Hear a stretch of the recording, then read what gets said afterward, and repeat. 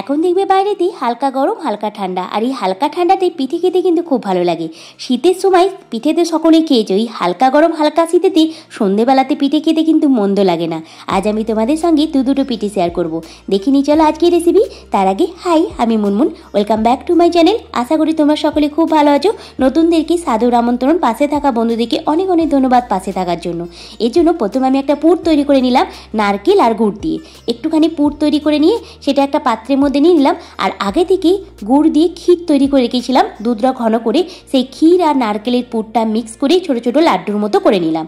এরপর একটা বাটির মধ্যে নিয়ে নিচ্ছি 1 কাপ চালের গুঁড়ি, হাফ কাপের মতো ময়দা, হাফ কাপের থেকে কিছুটা কম নিয়ে নিলাম চিনির গুঁড়ো, আর এখানে দিয়ে দিলাম 1 চিমটি মতো লবণ। শুকনো উপকরণগুলোকে খুব ভালো করে একবার মিক্স করে দুধ দিয়ে একটা ব্যাটার তৈরি করে নেবো। এটা 10 থেকে 15 মিনিট একটু রেস্টে রেখে দেবো।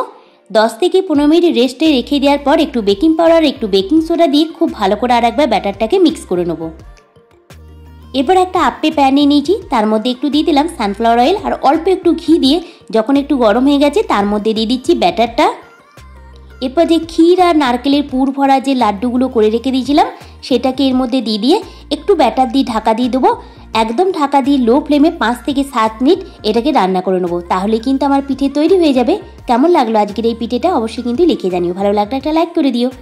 দ্বিতীয় পিঠে বানানোর জন্য এখানে আমি আগে থেকে গোবিন্দভোগ চালটাকে সারা রাতের জন্য ভিজিয়ে রেখেছিলাম, আর এখানে আমি কলাইয়ের ডালটাকেও সারা রাতের জন্য ভিজিয়ে রেখেছিলাম।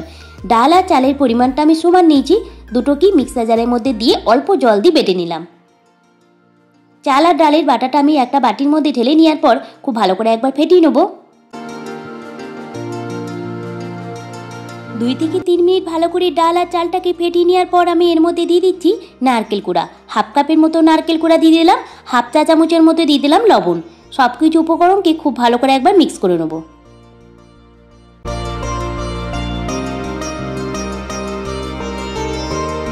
অল্প অল্প জল দিয়ে একটা ধোসার ব্যাটারের মতো পাতলা ব্যাটার তৈরি করে নেবো, ঠিক এইরকম। গ্যাসের মধ্যে একটা তাওয়া গরম করতে বসিয়ে দিয়েছি, একটু তেল ব্রাশ করে টিস্যু পেপার দিয়ে সম্পূর্ণ তেলটা মুছে নেবো। এরপর এক হাতা এরকম ব্যাটারটা দিয়ে হালকা হাতে এরকমভাবে ছড়িয়ে দেবো। তাওয়াটা কিন্তু অবশ্যই খুব ভালো করে গরম করে লো ফ্লেম করে দেবে। তারপরে এইভাবে ব্যাটারটা দিয়ে ওপর থেকে একটু তেল দিয়ে ঢাকা দিয়ে এটাকে রান্না হতে দেবো। 2 থেকে 3 মিনিটের জন্য লো ফ্লেমে ঢাকা দিয়ে পিঠেটাকে যখন রান্না করলাম, দেখো ওপরটা শুকিয়ে গেছে। এবার এটাকে হালকা হাতে উল্টে দেবো। দেখতেই পাচ্ছ কতটা জালিদার পিঠেটা হয়েছে। এই পিঠেটা কিন্তু আমার সব থেকে খুব পছন্দের পিঠে। আর যে প্রথম পিঠেটা দেখালাম সেটা হাজবেন্ড আর ছেলের খুব পছন্দের। তোমাদের কোন পিঠেটা পছন্দ হলো সেটা অবশ্যই কিন্তু আমাকে একটা কমেন্ট বক্সে লিখে জানিও।